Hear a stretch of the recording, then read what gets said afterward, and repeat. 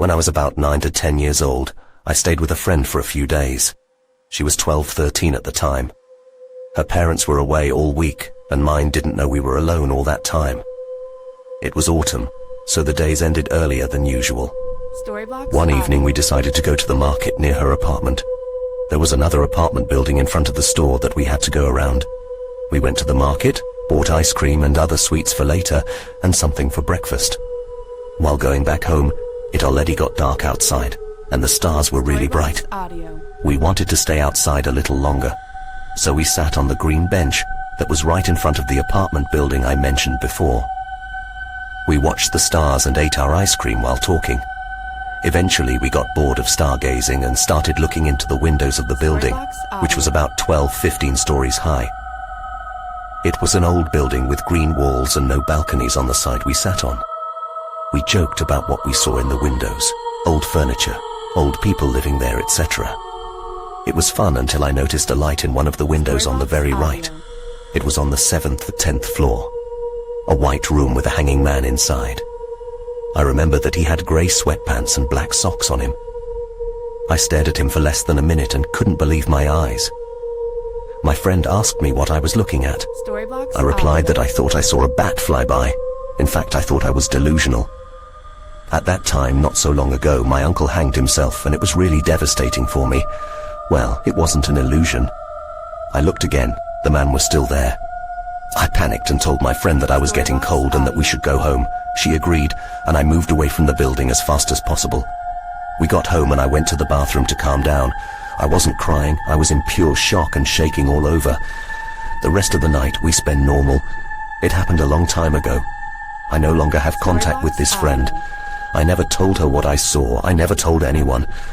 Now I know I should have, but I was a stupid kid who had recently been traumatized. I have very vivid dreams, and from time to time this image comes back to my mind.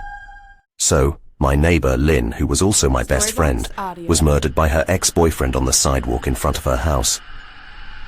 I guess maybe because she was my best friend, I couldn't make myself delete her number from the contacts list on my phone, even after a year had passed.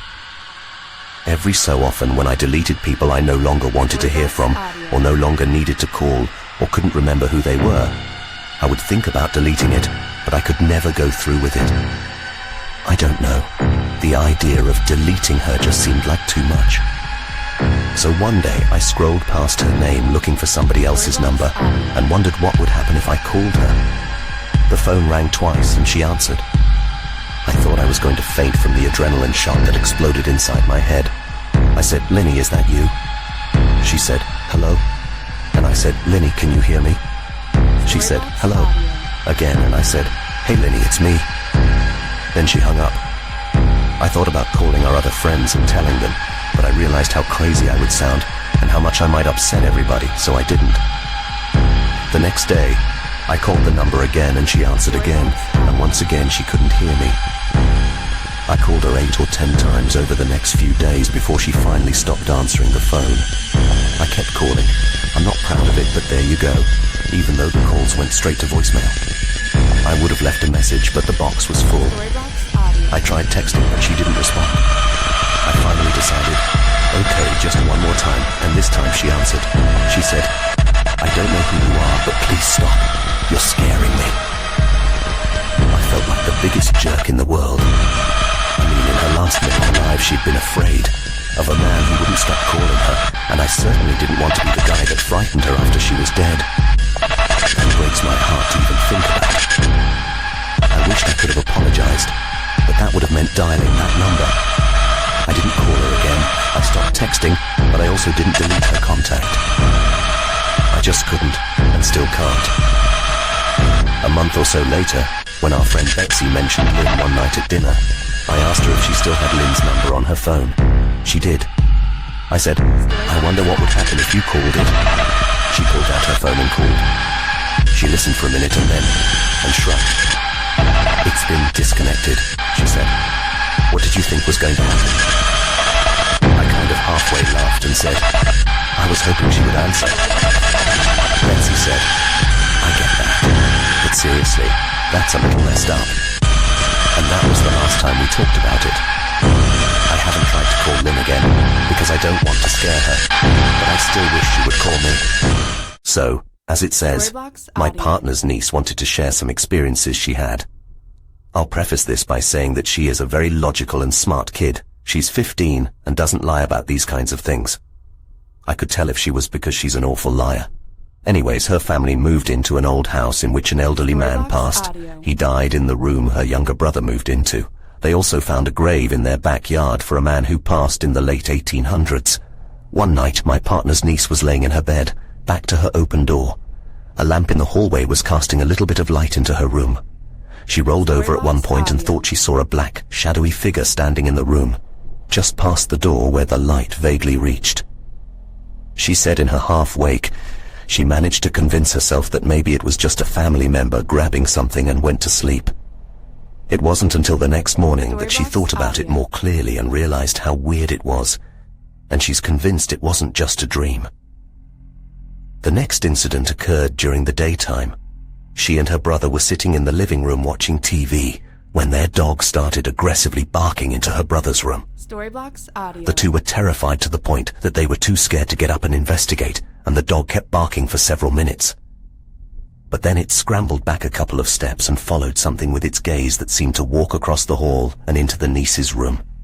It continued for a couple minutes, and then the dog just kind of stopped as suddenly as it started. And the third one legitimately makes my skin crawl. Her stepdad is a firm non-believer. One day he came to them seeming shaken up and told them he had a dream where he saw a black figure standing in his doorway. He recalled telling the thing to go away. A few nights later, he dreamt it again, but this time it stood at the foot of the bed. He just kept telling it to go away and that it didn't belong there. He dreamt of it just one more time, and this time it was standing over him. Storyblocks Audio. So's niece says he looked really freaked out over it. There were some other weird things, like her brother sleepwalking and staring out his window while sleepwalking. She's talked about these incidents many times and always been very consistent. She always wanted to know if anyone has experienced anything similar. This story happened to my neighbors. For context, my family lived on an acreage close to 5 minutes west of the small town of Consort in Alberta, Canada. Our neighbors lived in a mobile home on a farm just a few minutes north of us. One night back in 1986, shortly after their oldest child was born, the family was sound asleep. The dad, let's call him Todd, woke up and looked over at the baby's crib where he saw a shadow slowly creeping along the wall towards it. He assumed that it was just his wife, until he looked over to see that she was still asleep next to him. He quickly looked back at the shadow, only to watching it disappear into the floor. This wasn't the first time Todd and his wife experienced something paranormal in that trailer. They told us stories of objects moving on their own, lights turning on and off, and most terrifying of all, having their blankets pulled off of them in the middle of the night. They never really knew who or what could have been haunting their mobile home, but it definitely didn't seem very welcoming. Years after the shadow on the wall experience, the family would build a house on that same property. Audio. They continue to live in that house to this very day. Whenever my parents visited our neighbors, they would often drag me and my sister along with them. We'd play with our neighbors' kids, often going into the old mobile home. While I never experienced anything in that trailer, my sister did say she heard doors closing by themselves, but thought it was just the wind. I can say, however, that the few times I was inside that building, I felt very uneasy. That mobile home still stands on my neighbor's property to this day and is mainly used for storage.